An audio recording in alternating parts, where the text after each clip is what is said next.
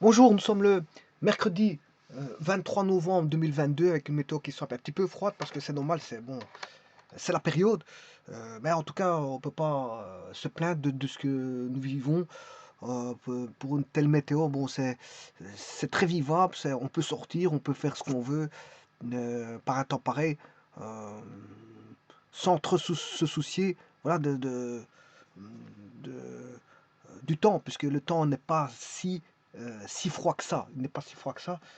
Et donc, ça permet pas mal de choses quand on a une température qui est de ce style. Ça permet de travailler en extérieur, hein.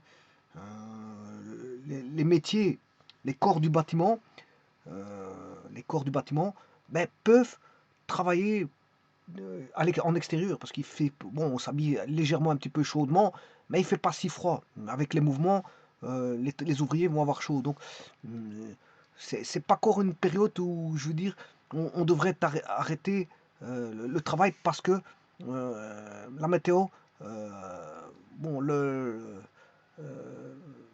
météo fait en sorte que on est obligé de s'arrêter. Là, ici, on peut travailler, on peut continuer à travailler en extérieur, il n'y a pas de problème. Donc, tous les corps du bâtiment peuvent travailler, euh, que ce soit pour faire de la maçonnerie, tous les corps des métiers du bâtiment, hein. Bon, il y en a toute une multitude.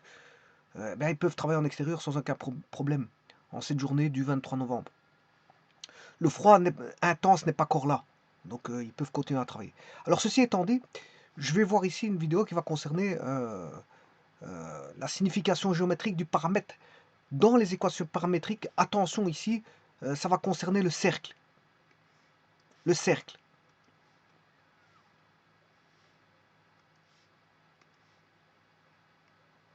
Parce que je ferai la même chose pour les autres coniques, mais ici ça va ça va concerner principalement le cercle.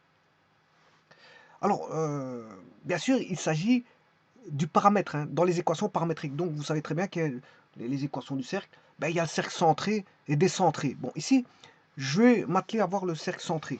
Je pourrais parler du cercle décentré une autre fois, quoique j'ai déjà parlé du cercle décentré. Alors, les équations paramétriques du cercle, c'est tout simplement x égale un rayon fois un cosinus d'un an cosinus θ et y égale r sinus θ. Bon, ceci, vous retrouvez en trigonométrie, hein. La trigonométrie, c'est ça. Qu'est-ce que c'est que la trigonométrie? Ben, vous avez un cercle de rayon unité, et même s'il n'était pas de rayon unité, ben, vous auriez les rapports de Thalès, hein, même s'il n'était pas de rayon unité. Donc là, je prends un rayon unitaire et un rayon qui n'est pas unité. Et là, qu'est-ce qu'on fait? On place des axes. Un axe XY.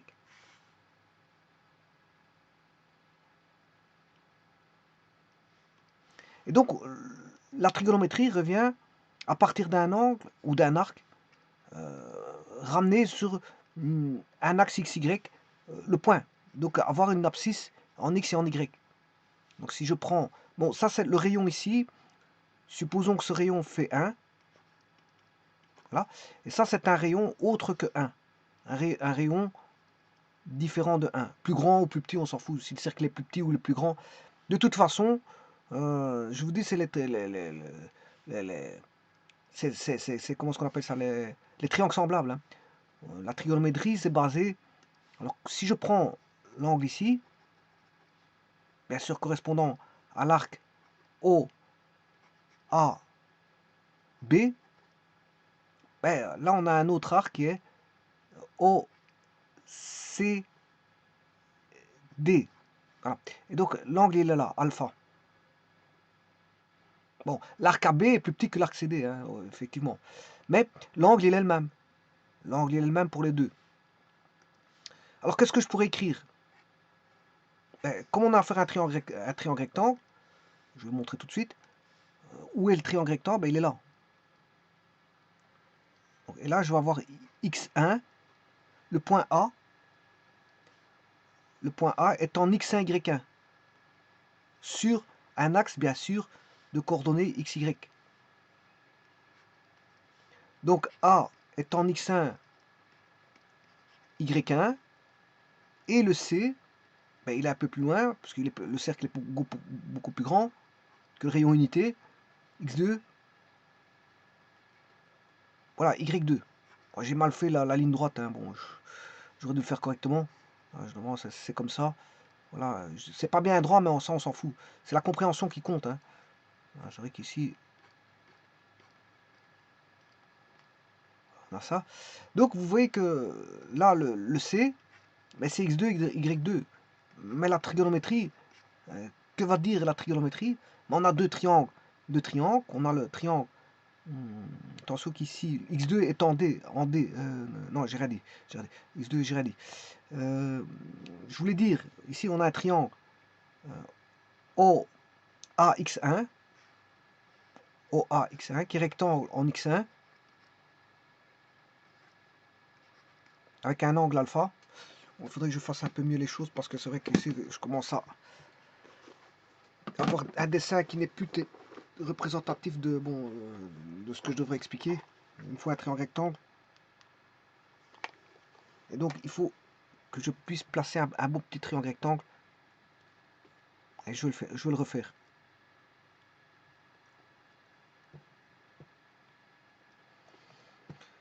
Je vais chercher ce triangle rectangle. O.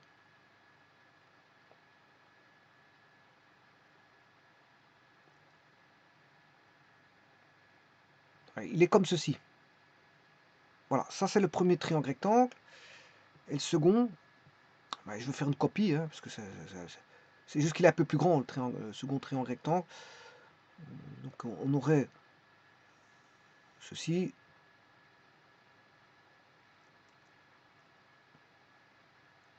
Ceci et ceci. Bon, alors, on a des triangles semblables, je vous le dis tout de suite, hein. Bon, voilà. Pourquoi? Parce que on a une isométrie ici. L'angle alpha ici, il est le même. Alors je rappelle qu'ici c'est O, A, X1. Là c'est O, C, X2. Alors qu'est-ce qu'on peut dire? Ben, on peut dire que OX1, OX1 est parallèle à OX2. On peut dire que CAX1 est parallèle à CX2. Donc on a un jeu de parallèles ici. Et en plus de ça, l'angle il est commun. On a un angle commun. Alpha et alpha. Et bien sûr, on a un angle droit pour tous les deux. Voilà. Et donc le troisième angle, d'office comme le triangle rectangle, là on a bêta, et là on aura bêta. Donc on a un triangle avec deux triangles avec trois angles identiques. On a trois angles identiques. Donc si on a trois angles identiques, ça constitue un cas d'isométrie. Hein. C'est-à-dire, si c'est un cas d'isométrie, ben, les deux triangles sont semblables et donc je peux écrire les rapports de Thalès. Hein. Alors, le rapport de Thalès, ben, vous aurez compris que c'est O x1 sur... si je fais... Ben, je vais essayer d'avoir le sinus. Hein. Donc, là, à ce moment, pour essayer d'avoir le sinus alpha, dans le triangle T1, là, on a le triangle T2, le sinus alpha, voilà, dans le triangle T1, il vaut côté opposé sur l'hypoténuse. Donc le côté opposé alpha, ben, c'est AX1. AX1 sur l'hypoténuse qui vaut OA. Voilà.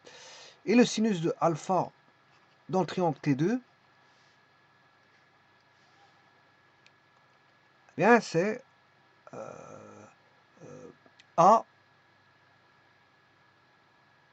CX2 sur OC. Alors, bien sûr, les triangles sont semblables. Je peux écrire les rapports de similitude. Je vais le faire tout de suite.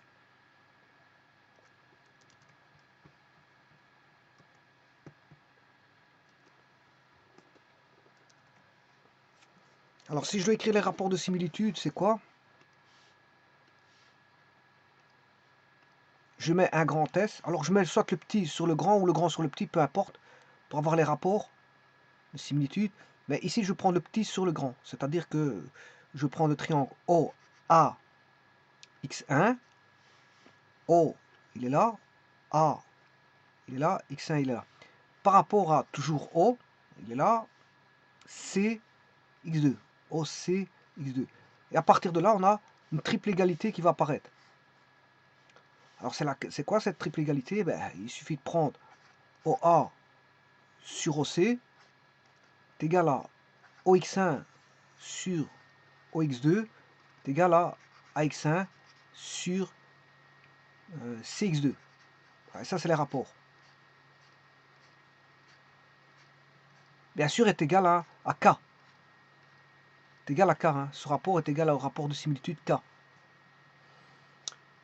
Alors, bien sûr, c'est un réel. Hein. Et donc, si je fais OA, OX1, donc le sinus, c'est AX1 sur OA. AX1, voilà, sur OA. Alors, si je fais AX1 sur OA, ben, je suis parti de, bien sûr, je suis parti de OA sur OC est égal à AX1 sur CX2. Donc, celui-ci va aller là, et le OC va aller là-bas. Donc, on aura OC sur CX2 égale OC sur CX2. Je prends celui-là et cette égalité-là, les deux là. Donc là, j'ai OC sur CX2. Voilà. Et donc, on sait bien que AX1 sur OA, c'est sinus alpha. Mais que vaut OC attention que c'est AX1, je me suis trompé dans le rapport. C'est AX1 sur OA. Oui, c'est CX2, je m'excuse. C'est plutôt CX2 sur OC. CX2 sur OC. Dans le rapport, je me suis trompé, j'ai inversé le rapport sans faire exprès. C'est une erreur de ma part. Voilà, donc CX2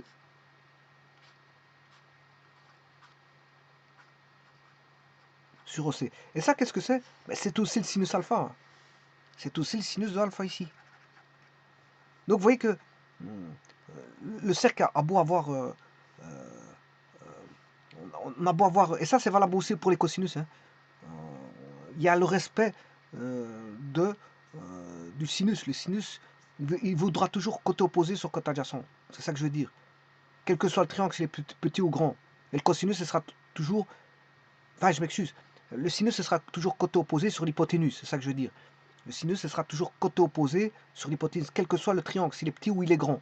Et le cosinus, ce sera toujours côté adjacent sur l'hypoténuse. Et ça, quel que soit le triangle, s'il est petit ou il est grand. On aura toujours ça. On aura toujours ça. Donc, c'est parce qu'on a les rapports de Thalès, que le triangle soit grand ou petit. On aura toujours les rapports de Thalès, et donc le sinus et le cosinus seront toujours les mêmes rapports. Alors, ceci étant dit, eh bien, qu'est-ce que c'est que la trigonométrie? Qu'est-ce qu'elle donne? Ben, elle vous donne un rapport comme ceci. Alors, que le cercle soit de rayon, si le cercle est de rayon 1, je vais noter, elle a un point peut-être vu comme étant par rapport à un angle alpha, comme étant, ben ici bien sûr c'était un A, B, OAB, donc il y a l'arc OAB, et là on a X et Y. Donc là on a un triangle rectangle, on tombe de la trigonométrie du cercle. Je vous rappelle que le cercle, il y a une infinité d'angles. Hein. Alpha, il peut être aussi bien positif que négatif. On peut avoir, si je suis en degrés, si on travaille en degrés, voilà, ça c'est positif, négatif, on peut avoir moins 1 million de degrés. Hein. On peut avoir plus 3000 degrés. Hein. Contrairement au triangle, là, il n'y a que le triangle, les angles peuvent, la somme des angles peut aller jusqu'à 180, pas plus. Hein. Pas plus. Voilà. Alors si je dessine un triangle, bien sûr, là on a un angle droit, et donc là, on a deux angles aigus. Pourquoi? Parce que alpha plus bêta plus gamma égale 180 dans un triangle, ben, s'il y en a un qui fait 90, par exemple, je prends bêta qui fait 90, il me reste alpha plus gamma égale 180 moins bêta, mais bêta fait 90. Donc j'aurai 180 moins 90, ce qui fait 90. Donc ce qui veut dire que la somme des deux angles là doit faire 90. Ça veut dire qu'on a affaire à deux angles aigus. Voilà, dans un triangle rectangle, on a toujours deux angles aigus, alpha et bêta. Alors là, quand on a un triangle rectangle, ben, je peux repérer sur X quoi? Ben, je peux repérer. Alors ici, j'ai pris un cercle de rayon unitaire. Donc le rayon vaut 1. Alors qu'est-ce que je peux faire? Ben, je peux dire que le X ici, il vaut quoi? Ben, il vaut côté, ceci c'est le côté adjacent, X qui est le côté adjacent, sur l'hypoténuse, mais l'hypoténuse, je vais vous dire, c'est un rayon 1, est égal à quoi? Est égal à, ça c'est le côté adjacent sur l'hypoténuse, c'est le cosinus de l'angle alpha. Maintenant, si je prends la coordonnée ici en Y, voilà, le point A est en XY, hein, donc le point A est en XY, et donc Y vaudra sur 1 est égal à sinus alpha, côté opposé sur l'adjacent. Le côté, la mesure, pour être plus propre, on dit la mesure du côté opposé. Bon, c'est vrai qu'on dit souvent côté l'opposé sur l'adjacent, l'opposé sur l'hypoténuse, mais en fait c'est la mesure du côté opposé sur la mesure de l'hypoténuse. Si on veut rester propre, c'est ça. Mais certains diront côté opposé sur l'hypoténuse. C'est beaucoup plus facile. Ou l'opposé sur l'hypoténuse, ça, c'est encore beaucoup plus facile. Donc, plus on simplifie les dires, et plus vite on va au résultat. Hein. Et là, cosinus alpha, c'est la mesure du côté adjacent divisée par la mesure de l'hypoténuse. Alors l'hypoténuse, c'est le plus grand des côtés. Hein. L'hypoténuse, c'est le plus grand des côtés. Donc, c'est celui-ci, dans un triangle rectangle, c'est celui qui est opposé à 90 degrés. Alors, ceci étant dit, qu'est-ce que je peux écrire? Ben, que tout cercle de rayon 1, ben, le x va mesurer le cosinus alpha, et le y va mesurer le sinus alpha.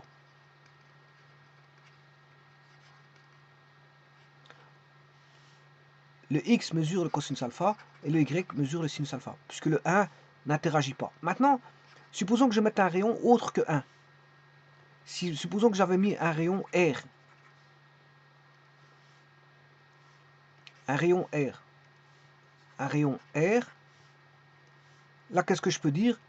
Ben, là, à ce moment-là, il faut remettre un R ici. Donc, les équations du cercle seront ceci, en paramétrique, avec alpha qui est le paramètre. Donc, voilà. Et donc, ça, c'est un cercle centré à l'origine. Alors, si vous voulez un cercle décentré, ben, il faut aller chercher le décalage. Hein. Et donc, il faut choisir un système, donc XY passant par le centre du cercle. Donc, je ferai la même chose. Ah, je vais le faire décentrer cette fois-ci.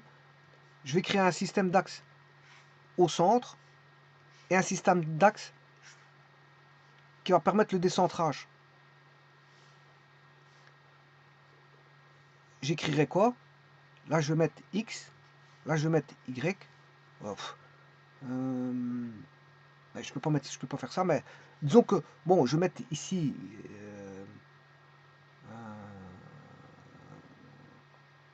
bon, celui-ci, je vais l'appeler X'. Celui-ci, Y'. Bon, je voulais appeler XY pour éviter d'embrouiller, mais si je vais quand même les appeler XY. Alors, par rapport à XY, bon, par rapport à X', Y'. X', Y'. Si je mets un rayon R ici, je vais voir que c'est R cosinus de l'angle ici θ. R cosinus θ. Maintenant, pour l'autre, c'est R sinus θ. Voilà, ça c'est dans le repère OX', Y'. Maintenant, je vais l'évaluer dans le repère X, O, Y. Ici, j'ai un point là qui est en... ici, je vais mettre une valeur A. Là, je vais mettre une valeur B. Donc, qu'est-ce que je pourrais dire? Mais que x est égal à A plus x'. Voilà. Et y est égal à quoi?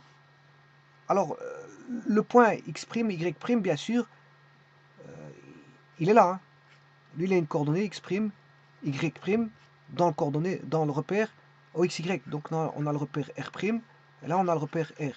Donc, A plus x', là, et y est égal à B plus y'. Mais que vaut x'? X', je vais vous dire, c'est R cosinus θ. R cosinus θ et R sinus θ. Voilà. Et donc, on a ici une translation. Une translation, c'est un translaté. Hein. Voilà. Donc, ça veut dire que si j'avais mis, je pars du cercle qui serait ici, voilà, et je vais le décentrer. Je vais le décentrer et je vais le mettre là-bas, avec un vecteur de translation, V. Donc, je vais passer d'un repère O à... Voilà. Donc là, on a le repère R', c'est O, X', Y'. Voilà. Et le repère R, c'est O, X, Y. Et donc, j'ai translaté le cercle de rayon 1. J'ai translaté le cercle de rayon 1 avec, par l'intermédiaire d'un vecteur de translation, voilà, qui est ce vecteur-là, qui est, si vous voulez, si je mets avec des IJ, vecteur de base IJ, là j'ai I, là on met J sur l'axe des Y, ben on aura A fois I plus B fois J. Voilà, et ça c'est le vecteur de translation V. Donc le cercle C', ici, est un translaté. Donc le cercle C', que voici, ça c'est un translaté du cercle C. Alors on l'a translaté d'un repère à un autre. Et donc ça c'est si on devait translater le cercle. C'est avec un vecteur de translation. Alors moi je vais m'intéresser au cercle non translaté, c'est-à-dire à celui-là. Et regardez quelle est la signification géométrique du paramètre dans les équations paramétriques. Alors avant toute chose, qu'est-ce que je vais faire? Je vais aller chercher un curseur. Bon, qu'il soit positif ou négatif, on s'en fout. Oui, j'ai oublié de dire quelque chose. Bon, je vais quand même mettre le curseur dans un premier temps. Moins 5,5. Bon, je viens de donner les équations paramétriques. Hein. Si vous voulez les équations cartésiennes à partir de l'équation paramétrique, centrée, du cercle centré, hein, alors vous devez écrire que x égale donc r cosinus θ, y est égal à r sinus θ. Et ça, c'est le cercle centré à l'origine du repère O. À l'origine du repère O. Enfin, oui, l'origine du repère O. Parce que si le repère c'est O, X, Y, ben le cercle est centré à l'origine de ce repère. Et donc, comment je peux écrire les équations cartésiennes dans un repère cartésien OX, Y? Ben, il suffit d'additionner, d'aller chercher le carré du premier, x carré, et d'aller chercher le carré du second. Donc, si je fais ça, ben, j'aurai r cosinus θ au carré plus r carré plus r sinus θ au carré. Il suffit juste d'aller chercher les carrés hein, et de les additionner. R sinus θ au carré. Alors on aura r carré cos carré θ plus r carré sinus carré θ. Et donc on peut, si je mets r carré en évidence, on aura cos carré θ plus sin carré θ. et cos carré θ plus sin carré θ, ça fait 1. Une fois r carré, ça fait r carré. Donc on aura r carré. Bon. Et ça, c'est le cercle bon, que vous connaissez. Bon, je vais mettre x carré plus y carré égale r carré. Mais le rayon ici, il vaut... bon, je peux changer la lettre ici. Hein. Je vais changer la lettre. Je vais essayer de mettre R, propriété. Voyons voir comment il s'appelle. Où est le nom?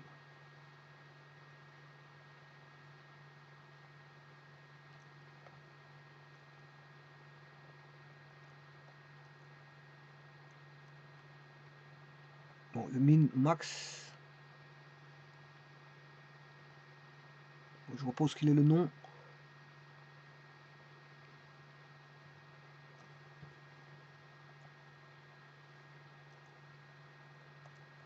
Bon, enfin, je vais l'effacer.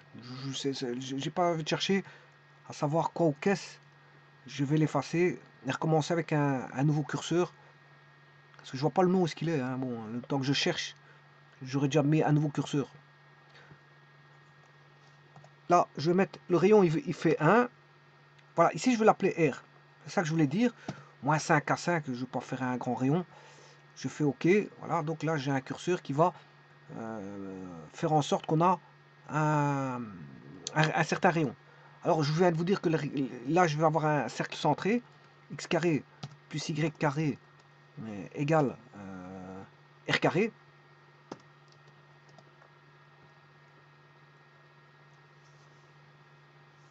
Alors, dans sa forme ici, vous voyez que je peux avoir un rayon négatif. Hein.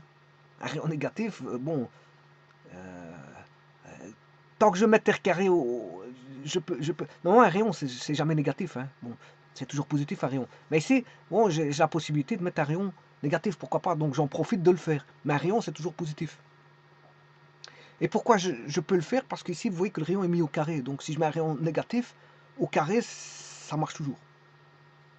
Ça marche toujours. Il ne fait pas de réflexion, regardez bien. Voilà, il est négatif. Maintenant, si je mets un rayon de 0, c'est normal qu'on n'a plus qu'un point. Et puis, bon, voilà. Bon, je vous rappelle que un point n'est pas un cercle. Hein. Un point n'est pas un cercle. Vous ne pouvez pas avoir un rayon de 0. Donc, ici, le rayon doit être différent de 0. Sinon, vous avez un point, vous n'avez pas un cercle. Le cercle est défini pour un rayon différent de 0. Un point n'est pas un cercle. Voilà, un rayon n'est pas un cercle. Un point n'est pas un cercle. Alors, ceci étant fait, maintenant, je vais le faire en paramétrique. Alors, comment faire le paramétrique? Bien sûr, il faut que j'enlève ceci. Eh bien, je vais écrire que x égale R fois A. Il y a petit, ici, il faudra mettre un second curseur.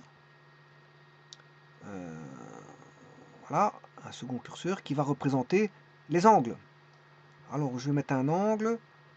Bon, il va aller de moins 360 à 360 parce que j'ai le droit d'aller dans les négatifs, il n'y a pas de problème pour ça. Je vais l'appeler alpha.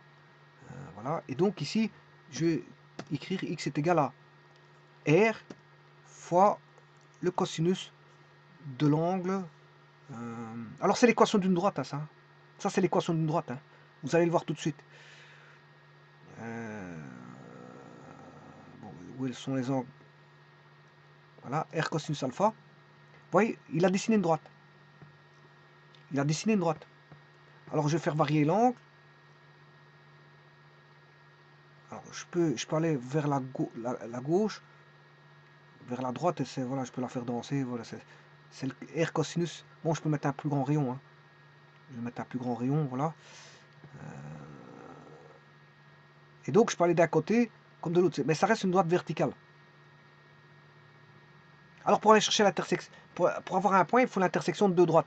C'est ce que je vais faire. Je vais chercher une deuxième droite qui est cette fois-ci horizontale.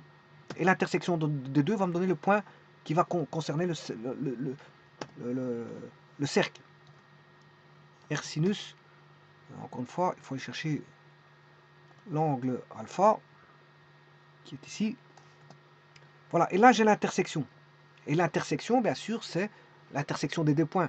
C'est-à-dire, c'est l'intersection des deux, enfin, de deux droites, je m'excuse, c'est l'intersection des deux droites, F et G, qui va donner un point. Voilà, ça me donne un point.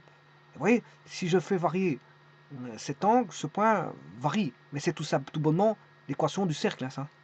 Enfin, c'est tout simplement les points représentatifs du cercle. Hein. D'ailleurs, on va voir ça tout de suite. Je vais faire un, comment on appelle ça, une trace, afficher une trace, et je vais manipuler le curseur, et vous voyez que ça fait un cercle. C'est l'équation du cercle centré. Maintenant, je pourrais le décentrer comme je l'ai fait, comme je l'ai dit tout à l'heure, en mettant une coordonnée en plus. Si je veux le décentrer, je fais voilà, un vecteur de translation. Alors, par exemple, ce vecteur de translation, moi, je vais arrêter le curseur. Bon, ce cercle-là, bien sûr, c'est le cercle de départ hein, qui était là. Voilà, bon, si j'ai... Bon, ici.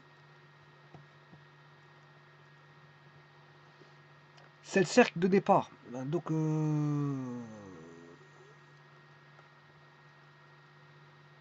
ça, c'est le cercle de départ. Hein. Vous avez bien vu que c'est le cercle qui est ici. Hein. Alors, maintenant, je peux le décentrer. Alors, si je devais le décentrer, je vais aller chercher un vecteur de translation qui est... bon, je vais aller chercher un point quelconque, qui est le point... bon, je vais mettre des curseurs hein, pour mieux voir la chose. Curseur, ici, je vais mettre moins 5, 5, incrément de 1, c'est A. Ok, j'en mets un second curseur, B, moins 5, 5 par incrément de 1. Voilà.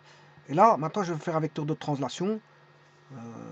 Je vais mettre tout d'abord placer le point où est le point AB, à virgule B. Voilà, voilà bien sûr, je peux le manipuler, voilà, comme ceci. Et je vais faire un translaté de ceci. Voilà. Vecteur de translation, vous aurez compris que c'est le vecteur OB.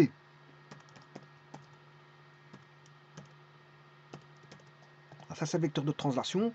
Et bien maintenant, je vais créer l'équation du cercle translaté. Donc, c'est-à-dire, c'est x est égal à A plus R fois cosinus alpha, voilà, et y est égal à A plus y est égal à B plus R sinus de l'angle alpha. Il y a un produit que je dois faire. Voilà. Et là, bien sûr, je vais avoir le point H, virgule, enfin, ça c'est les deux droites, hein, c'est les deux droites. HI. Alors, comment ça se fait que... Où est cette droite?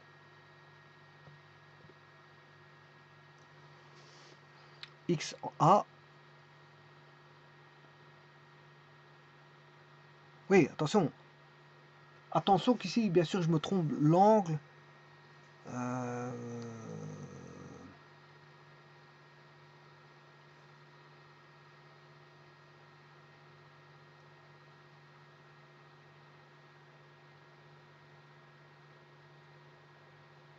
L'angle, bon, il n'est pas le même. Hein, il n'est pas le même. Je devrais mettre un autre curseur d'angle.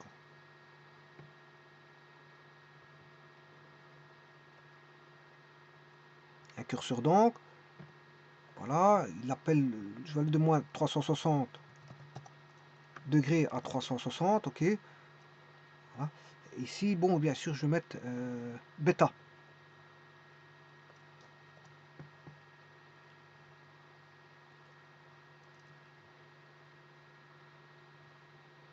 Où est bêta? Elle est ici.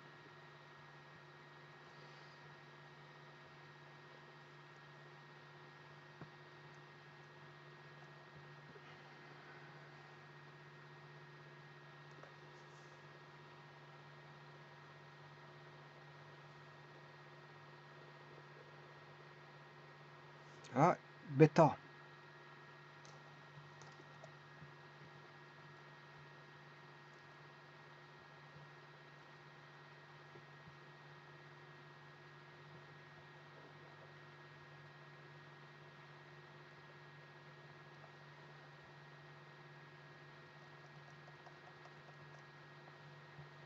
et pas sur B, sur A et B. Comment ça se fait ça?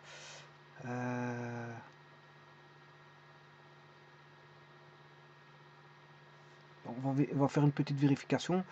Le point B, il est ici. Ah, oui, donc ça c'est le centre, hein. On est bien d'accord, c'est le centre. Donc là c'est le vecteur de translation. Et maintenant, je mets la droite verticale et là, je peux dessiner le cercle.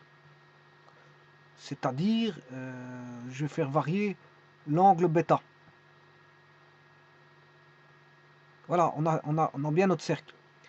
Donc, ce que je dois faire ici, c'est la trace.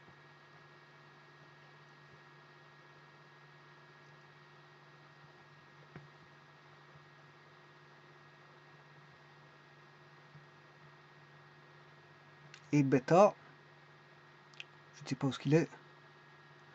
Où est cet angle bêta? En curseur.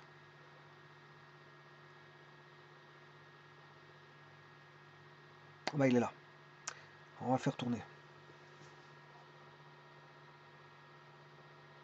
Bon, maintenant, je peux changer le A. Voilà, il va redessiner un nouveau cercle. Je translate. Voilà, il refait un nouveau cercle.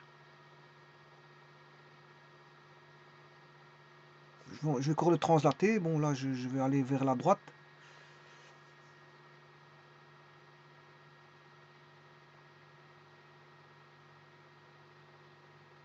Et ainsi de suite. Bon, je pourrais redescendre.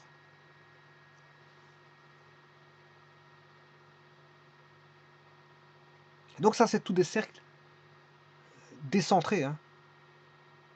Je descends où je veux. Je descends où je veux. Je mets un cercle où je veux.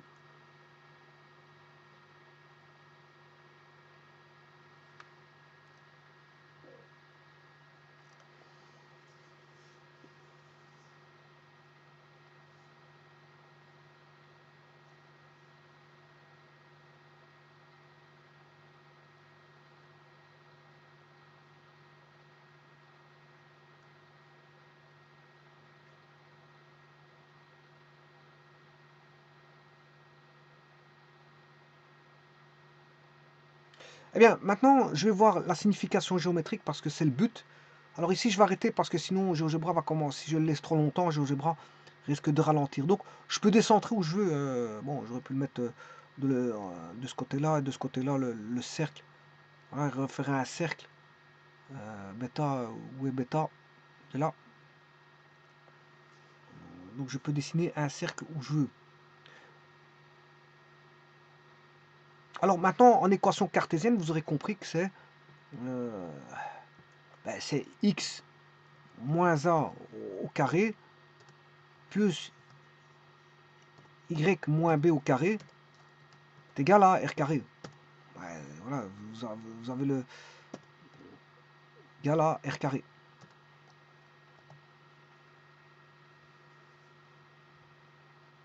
Oui, c'est attention que j'ai mal écrit parce que ça n'a rien à voir, c'est une parabole.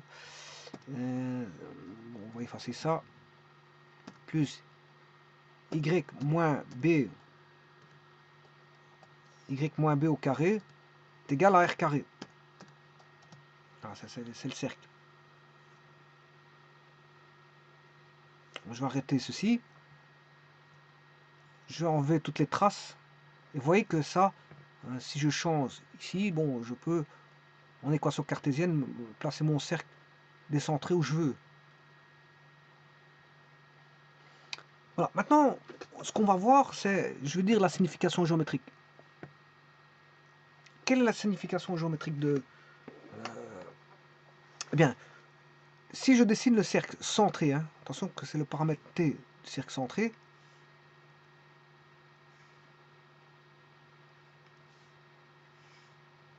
quelle est la signification géométrique de ce paramètre? Alors, supposons que je l'appelle ce paramètre, bon, c'est mon droit de l'appeler, bon, ce cercle, je vais l'appeler C. Alors, C a pour équation, comme je vous ai dit, en coordonnées paramétriques, A fois cosinus θ. Ben ici, je vais l'appeler t. Y est égal à A fois sinus t. C'est bien l'équation d'un cercle centré. Hein. À l'origine, dans un repère R, dont l'origine O, et bien sûr les axes sont X, Y. Alors si je prends un T ici, si je prends un angle, T, là, je prends un angle, là j'ai O, là j'ai A et là j'ai B. Alors, qu'est-ce qu'on peut dire? Bon, ici je peux plutôt mettre un point M, parce que c'est un point fixe. C'est un point M, X, Y, voilà, qui pourrait être celui-là, ou un autre. Hein. Voilà, bon, ben ici, voilà, donc, c'est un paramètre. Pourquoi paramètre? Parce que il est fixe tout en étant, si on regarde un mouvement, ben, il va bouger. Hein. Mais en un temps t donné, le point il est fixe. Mais si on regarde en fonction du temps, ben, pour tracer mon cercle, j'ai besoin de faire circuler, enfin de faire en sorte que l'angle varie. Hein. Donc, à un moment donné, c'est ça, c'est vraiment ici une bonne définition du paramètre, c'est que c'est quelque chose de fixe, à un moment donné fixe, mais variable par rapport au temps variable. Bon, mais ici, comme on est en mathématiques, le temps n'apparaît pas, je ne peux pas parler de temps ici. Hein. Je ne peux pas parler de temps. Donc, ici, qu'est-ce que sera, que va signifier, que va signifier le paramètre t? Alors, pour ça, je vais mettre un point là, qui est A. Bon, une des premières significations, t, c'est la mesure de l'arc AM. L'arc AM. Alors, arc, ça s'écrit comme ceci, hein, ça signifie arc. AM. Alors, supposons qu'ici, le cercle mesure A unité. Voilà, A, ça veut dire que c'est un rayon A. C'est un rayon A. R égale A. Comme ici, hein, vous voyez que le rayon fait A. Eh bien, c'est la mesure, T mesure l'arc AM avec A pour unité. Avec A pour unité. Bon, ça, c'est la première signification. C'est une première signification. Acceptable. Hein. Deuxième signification, que mesure T? Ben, ça mesure l'angle. Ça mesure... c'est la mesure de l'angle de l'arc AOM. L'angle de l'arc AOM. Avec l'angle qui intercepte un arc de longueur A pour unité.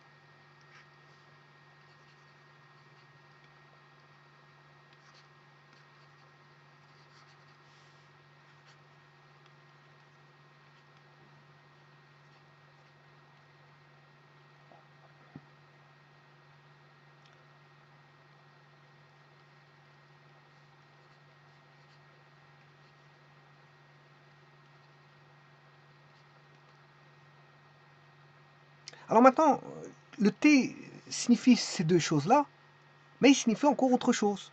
Et justement, c'est ça que je veux voir. Parce que bon, ça tout le monde le savait, hein, que T mesure l'arc AM avec A pour unité. Ça tout le monde le sait. C'est juste, je veux dire, quelque chose que voilà, c'est évident pour tout le monde. Ça c'est évident. Hein. Ça mesure un arc, l'arc AM, avec bien sûr A pour unité.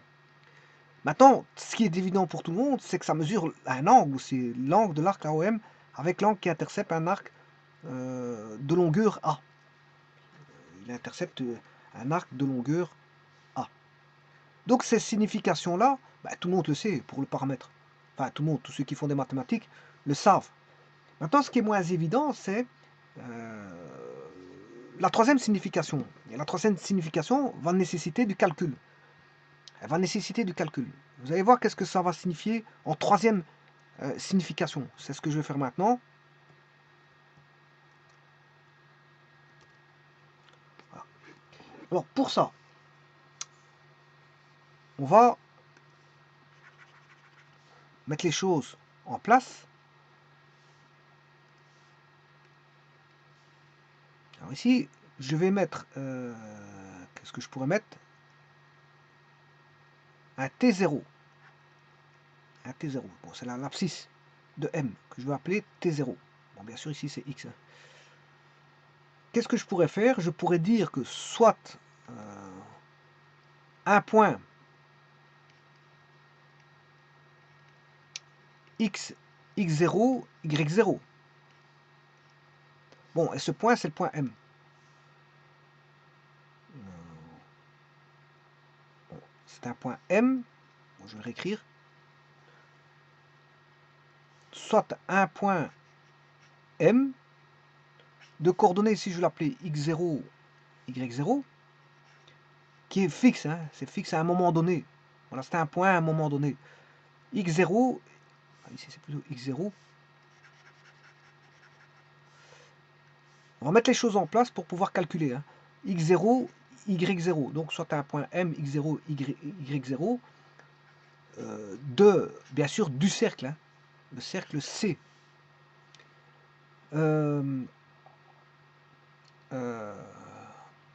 Alors, obtenu pour un t bien donné, fixe, pour un t fixe. Et ce t fixe, c'est t égale t0.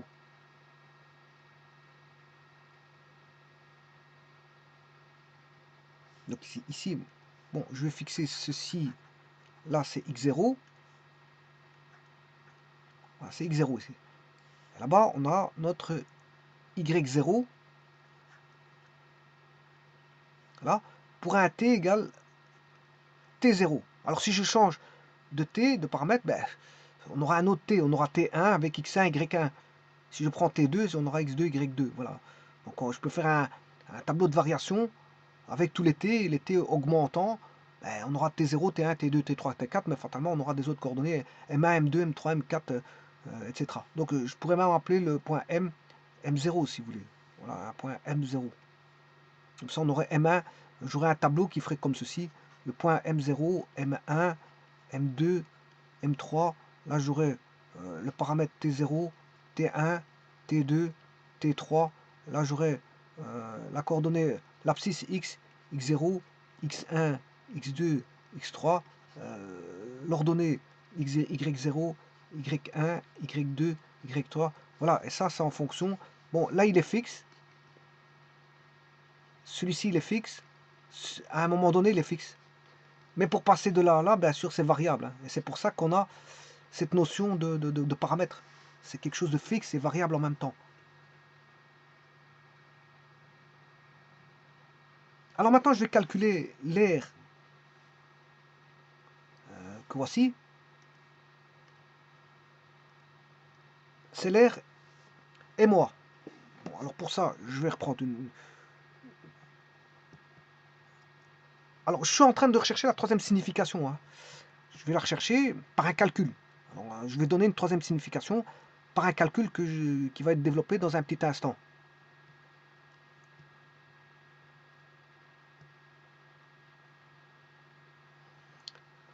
Donc, j'ai t égale t0. Bon, je ne mets plus les axes, vous les connaissez, vous savez c'est quoi. Je vais juste mettre ce qui est important pour les calculs. O, M0, A. Bon, et donc là, on a bien une aire ici. Hein. Et je vais calculer cette aire-là.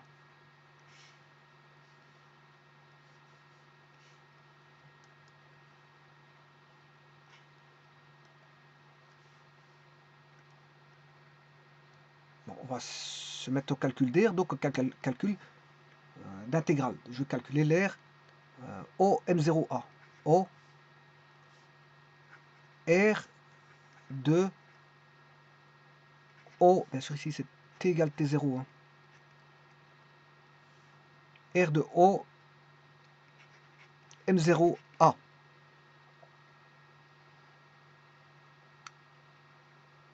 Alors ici je peux mettre un triangle rectangle. Voilà. Parce qu'ici j'ai X0. Bien sûr là-bas on a Y0. Qu'est-ce que je peux dire? Ben, euh, que l'air, c'est O, OM0 X0 plus l'air de M0 X0A. M0 X0A. L'air OM0A, c'est la somme de deux airs. L'air 1 plus l'air 2 va me donner l'air recherché A, qui est OM0A. Alors, la première aire, bon, elle est facile, c'est un triangle. Hein. C'est un demi base fois la hauteur. Bon, la base, ben, c'est x0, hein, et la hauteur, c'est y0. Donc, j'écrirai que c'est x0 fois y0, base fois hauteur. Ben, on sait bien que x0, ben, d'après les équations paramétriques, c'est a cosinus t. Et y0, c'est a sinus t. Donc, que vaut x0? Ben, x0 vaut a cosinus t. Que vaut y0? Ben, il vaut a sinus t. Bon, pour l'instant, je le fais avec un t, hein, t, puis je mettrai t0 par après. Le t0, je mettrai par après. Non, je vais faire intervenir, voilà, le t0 par après.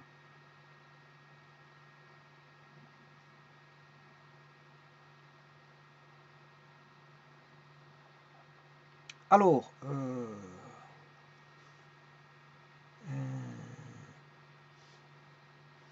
là, on a un demi a carré sin t cos t. Or, on sait bien que sin t cos t, on sait bien que 2 sin a cos a, ça fait sin 2a. Voilà. Donc, ici, je peux dire que sin t cos de t, c'est 1 demi cos 2t. Sin 2t, je m'excuse. 1 demi sin 2t.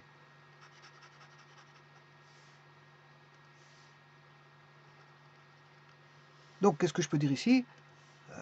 Sin t cos t, c'est 1 demi sin 2t. 1 demi sin 2t. Ce qui fait 1 quart de a carré sin 2t. 1 quart de sin carré, 1 quart de a carré sin 2t. Voilà. Ça c'est. Et maintenant, je vais remplacer. Donc, on a trouvé l'air A1. L'air A1 vaut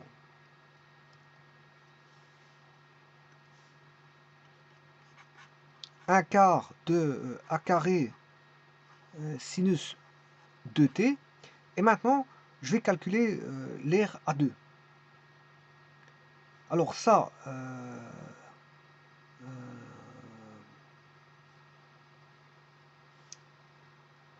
je vais faire le calcul. Donc c'est je calcule par une primitive. Donc je vais additionner l'air A2. Et là, je vais aller de l'air de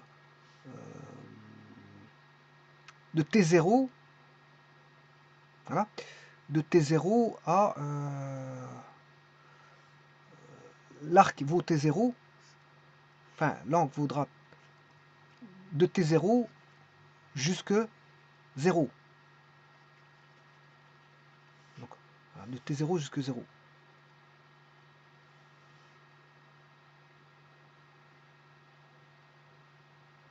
Donc je vais calculer plus de T0 à 0 de A sinus T différentiel de T. Alors, enfin la différentielle de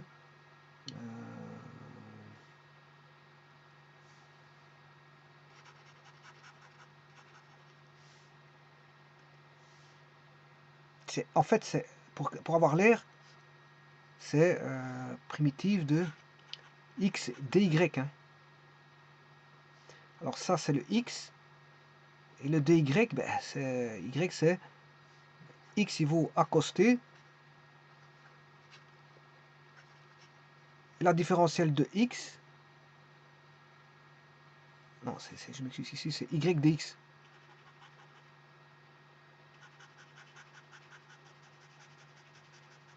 Y dx, c'est pas x, y.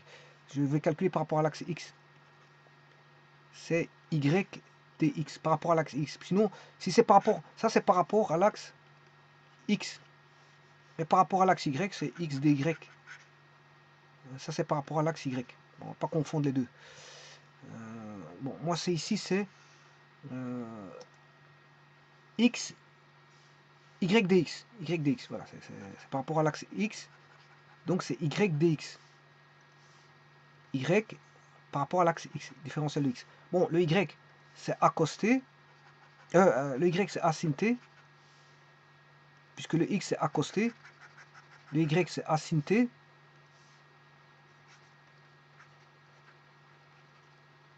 Là, donc le y, il est là. Et la différentielle de x, ben, je dois différencier a cosinus a. Bon, je vais le faire dans l'air OM. L'air OM0A.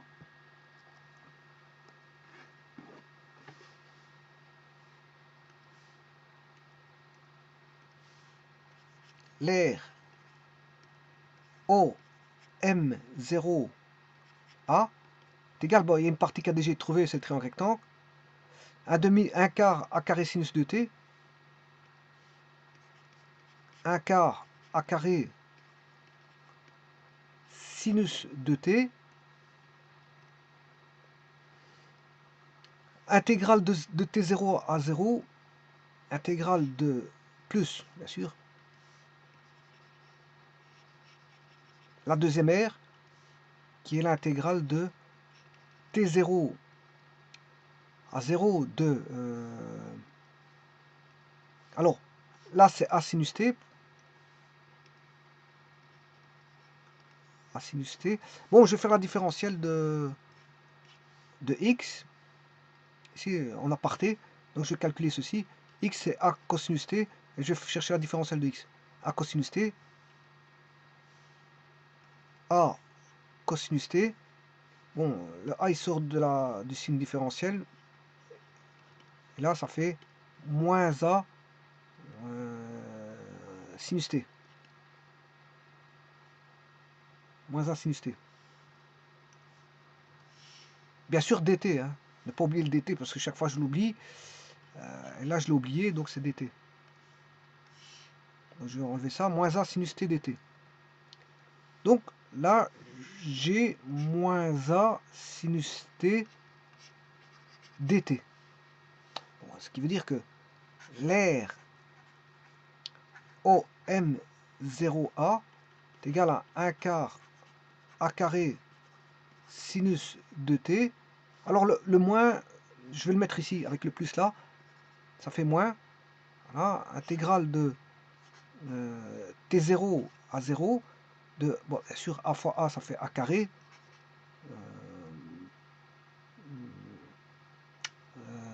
A carré sinus t dt. Sinus carré t, parce que sinus fois sinus, ça fait sinus carré t. Donc on est ramené à calculer cette intégrale-là. Bon, je vais calculer cette intégrale. On y arrive à la fin pour la signification géométrique. La troisième signification géométrique, on y arrive. Il suffit que je calcule la primitive, enfin l'intégrale, je m'excuse. Copier.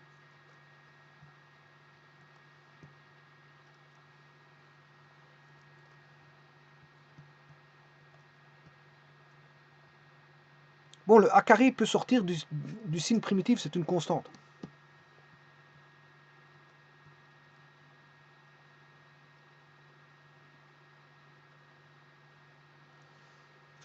Il peut sortir du signe primitif.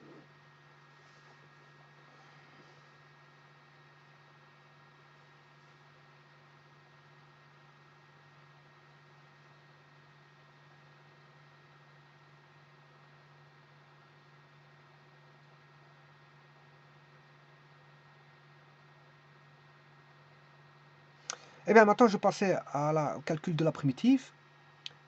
Bien sûr, je sors le a carré.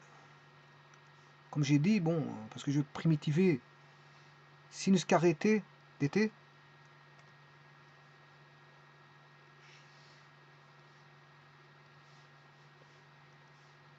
Je sors la constante a carré. Et je primitiver t carré de t0 à 0.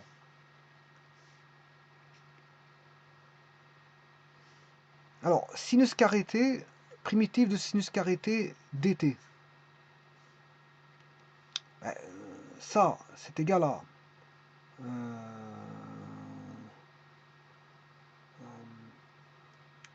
je vais mettre une formule trigonométrique pour redescendre d'un cran. La puissance, c'est 1 moins cos de t sur 2. dt, bien sûr. C'est une formule trigonométrique. Hein. Parce qu'en fait, la puissance ici, elle est au carré. Et j'essaie de redescendre de puissance. C'est plus facile. C'est plus facile de calculer avec une puissance plus petite. Les sinus, passer d'un sinus à un cosinus. Et voilà, de toute façon, une formule toute faite en trigonométrie pour redescendre. Et donc, c'est comme si je devais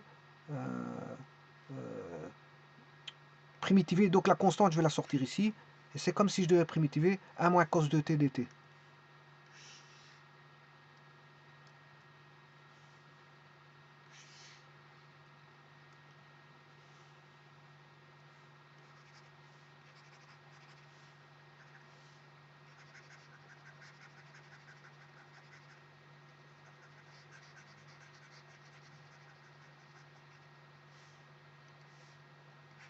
1 moins cos de 2t. Et ça, c'est une primitive assez simple, puisque 1, ça va donner t, et celui-ci va donner, bon, si je pose bien sûr primitive de cos de t, dt, je vais poser u égale 2t, on aura primitive de cos u. Alors, sachant que du c'est 2 dt, donc du sur 2 fait dt. Donc le dt c'est du sur 2. Et la primitive de cos, ben, dérivée de sin, c'est cos. En dérivé. Dérivé de cos, c'est moins sin. Voilà. Mais la primitive de cos, c'est sin. C'est sin. Donc là, on aura 1 demi sinus u, plus constant, bien sûr. Et donc, u vaut 2t. Voilà. Donc, c'est sinus de t sur 2. Sinus de t sur 2. Donc, que vaudra l'air? Il vaudra 1 quart de a carré sinus de t moins a carré sur 2 sinus de t sur d, bien sûr, entre les bornes t0 et 0. Ah ouais, j'ai oublié le t, parce que si je primitive celui-ci, ça fera t. Donc, ne pas oublier le terme que j'avais primitivé, parce que primitive de 1, c'est t. Hein. Ne pas oublier, faut pas oublier ça. Donc, on a t moins ceci, bien sûr, entre les bornes 0. Voilà, et là, on se rapproche de la troisième signification. Là, maintenant, j'ai plus qu'à faire un petit calcul. Donc, on aura 1 quart de a carré sinus 2t. Alors là, si je remplace t par 0, ça fera 0.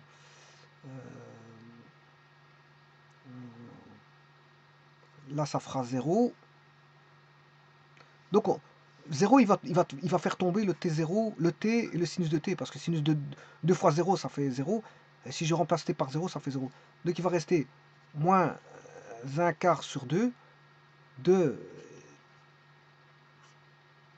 t0 moins sinus de t0.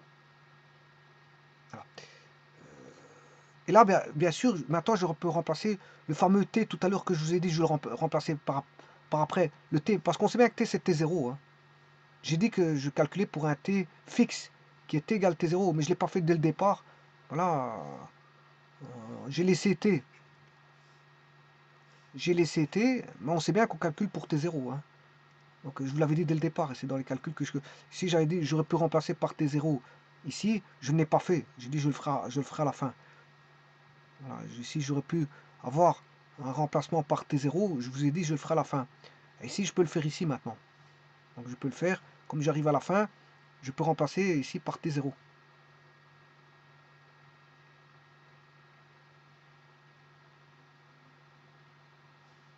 Attention qu'ici j'ai oublié un 2, parce qu'il y a ce 2 là.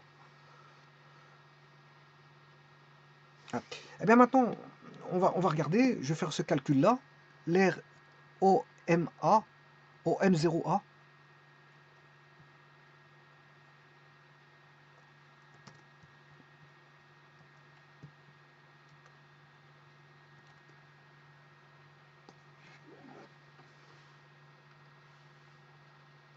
Bon, ça c'est l'air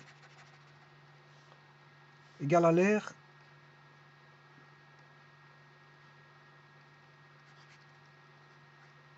OM0A. Donc ici, si je calcule cette air, c'est un quart de A carré sinus 2T0 moins A carré sur 2 T0, voilà,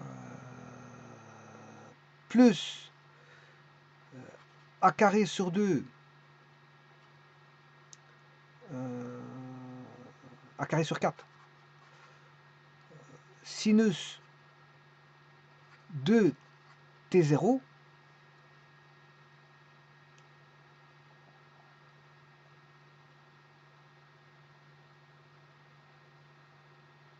ici, à mon avis, je me suis trompé d'un signe quelque part, je ne sais pas où. Je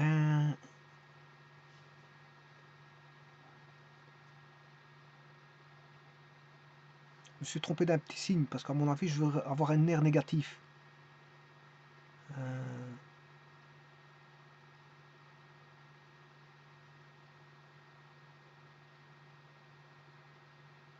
Ah oui, oui, oui, c'est ça. Je vois où est-ce que je me suis trompé.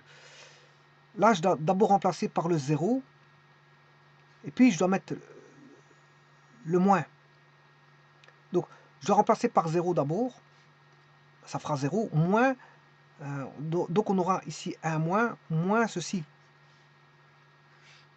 Parce que tout ce qui était 0, tout ce qui est 0 a été annulé. Hein. Quand j'ai remplacé par 0, on remplace d'abord par 0 et puis par... En fait, quand vous faites une primitive, enfin une intégrale, je m'excuse, ouais, c'est là que je me suis trompé, parce que sinon je vais avoir une aire négative et ça ne m'arrange pas pour la signification géométrique. Bon, quand vous écrivez ça, f de x dx, vous écrivez x égale a ici, x égale b dans un intervalle AB. Eh bien, là, vous calculez la primitive, supposons que la primitive c'est f, mais c'est f de b moins f de a. Voilà. Et moi, ici, comme le b, il vaut 0, c'est d'abord b et puis moins f de t0, parce que ici, moi, mon a, il vaut 0 et mon b, il vaut... Enfin, mon a, il vaut 0, justement. Et mon a, il vaut t0. Donc, je dois écrire ça comme ça. f de 0 moins f de t0. Donc, il y a bien un moins ici. C'est ça que je dis. Donc, je ne m'étais pas trompé quelque part. Parce que sinon, j'allais obtenir une aire négative. Et ça, c'est pas normal. Et là, je peux mettre le moins là. Mais ce moins là, maintenant, je vais le retravailler avec celui-ci. Et cette fois-ci, j'ai bien une aire positive. Voilà. Tout revient à la normale. Et bon, je retravaille maintenant cette partie-là. Je vais mettre un plus. Mais s'il y a un plus ici, là, là, il y a un plus. Voilà, c'est ce plus-là. A carré t 0. Et donc, fatalement, là, il y a un moins. Et qu'est-ce qu'on constate que ça, c'est deux choses identiques. Hein. Un quart de A carré moins un quart de A carré sur 4. Voilà, c'est négatif. Et là, maintenant, j'ai bien une aire qui est positive. Hein. L'aire OM0A vaut T0 fois A carré sur 2. Alors qu'est-ce que c'est que le A carré? Et c'est là la signification géométrique. J'ai pris, n'oubliez pas que j'ai pris un cercle de rayon A. Qu'est-ce que c'est que le A carré? Bon, je vais reprendre une feuille séparée pour voir la chose. Donc, j'ai pris un cercle de rayon A.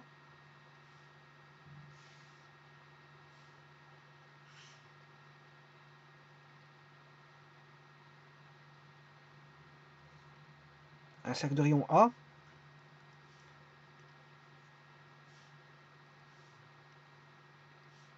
Voilà. Le A, il est là. Que signifie le A carré? Ben, le A carré, c'est un carré qui est là. Le A carré, c'est le carré qui est là. Voilà, c'est ça que ça signifie le A carré. Donc, en écrivant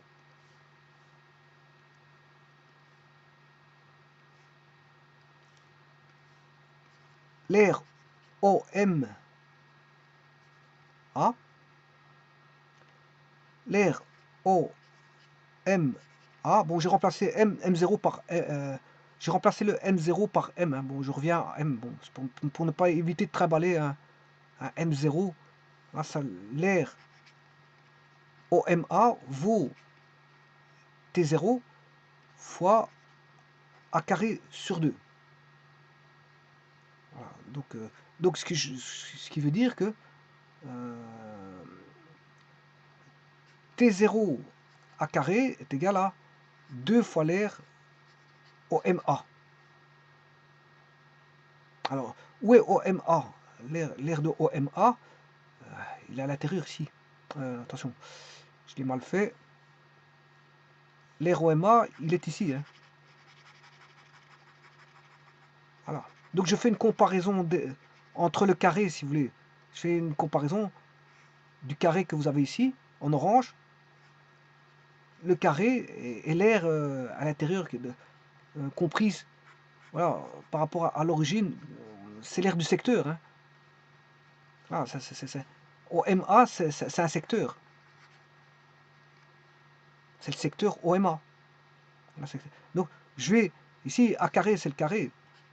T0 fois l'aire du carré dont le côté vaut le rayon A, carré de côté de rayon A, voilà, est égal à 2 fois le secteur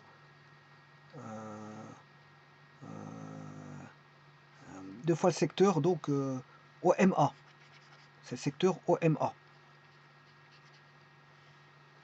Alors maintenant, quelle est l'interprétation géométrique du T0?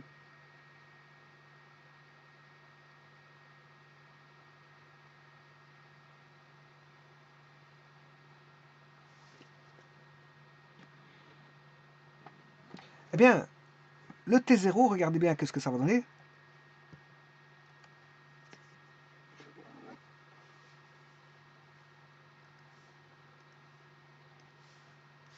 Le T0 est égal à 2 fois le secteur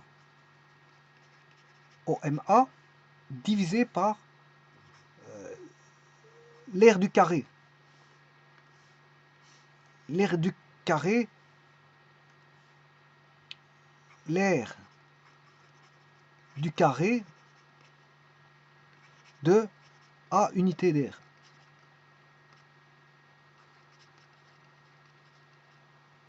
Et donc la troisième interprétation, la voici.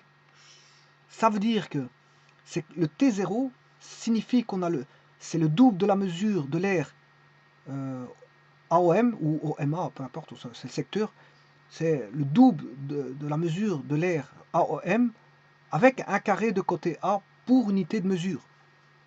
Donc celui-ci, il va jouer le rôle d'unité de mesure, par unité de mesure. Donc T0, c'est égal à 2 fois le secteur, l'aire du secteur OAM, ou OMA, ou peu importe AOM, voilà, AOM, 2 fois l'aire du secteur AOM, divisé par une unité d'air, définie par un carré de longueur A. Donc ça, c'est déjà moins évident que de voir par rapport au T0, les deux significations géométriques des T0 que j'avais donné dès le départ, hein. Voilà, ici, voilà, les significations géométriques, elles sont là. J'en ai deux là, mais il y en a une troisième qui est moins évidente de voir. Donc, qu'est-ce que c'est que le T? Ben, le T, le paramètre géométrique pour un cercle, ben, ça c'est la mesure de l'arc AM, de l'arc AM, AM avec A pour unité A pour unité, voilà, A pour unité, hein, parce qu'il faut toujours une unité. Ici, l'unité, c'est A, A, A pour unité.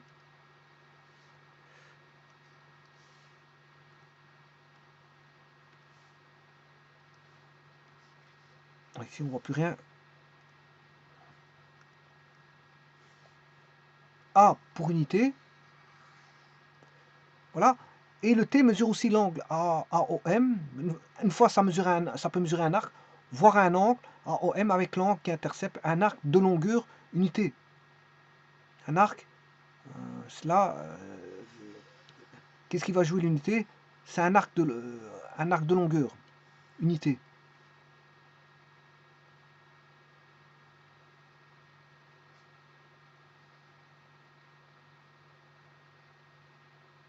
Donc ici, qu'est-ce qui fait l'unité ici? C'est l'arc de longueur qui joue le rôle d'unité. Là, qu'est-ce qui joue l'unité? Ben, c'est A. C'est le A, qui est le rayon du cercle. Donc en fait, T mesure de l'arc AM avec le rayon du cercle, si vous voulez, pour unité. On pourrait dire ça.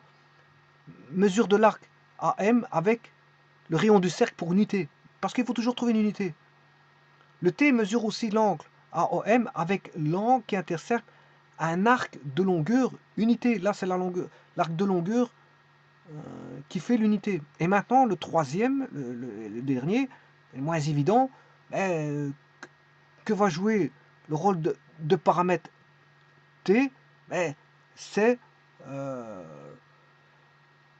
le double du secteur OAM, ou OMA ou AOM, peu importe comment vous l'entendez, divisé par un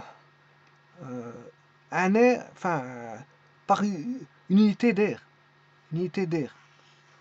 Voilà. Et cette unité d'air, ben, c'est l'air du carré de côté A étant bien sûr le rayon du cercle. Donc c'est toujours par rapport à une unité. Le T est défini par rapport à une unité. C'est ça que je veux dire. On a la définition du paramètre par rapport à une unité. Mais quel est le fruit de cette unité? Mais ça dépend de la signification que vous attribuez au paramètre. Et ici, vous avez bien vu que j'ai attribué 3 significations. Mais pour chacune de ces 3 significations, mais vous avez voilà, la notion d'unité, c'est par rapport à une unité. Voilà, on définit le paramètre soit en tant qu'arc, en tant qu'angle, ou en tant que voilà l'aire de secteur. Voilà, 2 fois l'aire d'un secteur. Voilà, chaque fois, par rapport à une unité. Le tout, c'est de définir quelle est l'unité. Ici, quand vous définissez par rapport à 2 secteurs, 2 fois le secteur AOM, ben, l'unité, c'est l'unité d'un carré, voilà, de côté A, et justement, A, c'est le rayon du cercle, hein. Voilà. Et là, bien sûr, c'est par rapport à euh, une unité d'air, parce qu'ici, c'est un carré, hein. Un carré, c'est l'aire d'un carré. L'aire d'un carré, c'est une unité d'air, hein. Alors que pour la mesure de l'arc, à M, ben, on aura A pour unité, mais A, c'est un côté. C'est une mesure de longueur. Donc, quand on aura voilà, quand on aura un arc à M, ce sera par rapport à une unité de longueur qui est A. Quand on a un angle AOM avec l'angle qui est interceptant un arc de longueur A pour unité, là on a un arc de longueur A. Voilà, et un arc, c'est en radian, hein. Donc c'est une unité d'arc ici, une unité d'arc. Quand on mesure un angle AOM avec l'angle qui intercepte un arc de longueur A pour unité, ben là, l'unité c'est l'arc de longueur, et l'arc de longueur, ben, c'est une unité de- voilà, en radian, c'est-à-dire une unité d'arc.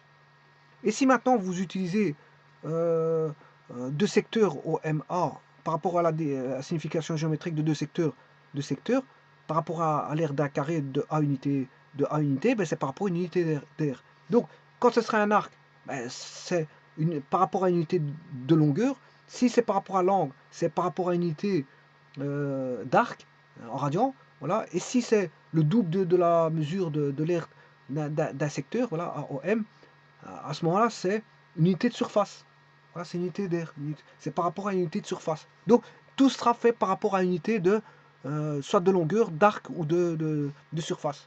Par rapport à la signification géométrique du paramètre t. Donc, définir le paramètre t, c'est par rapport à quoi on définit le paramètre t et, enfin, par rapport à quoi? Par rapport à l'arc, à la longue, à l'angle ou au double de l'aire de secteur.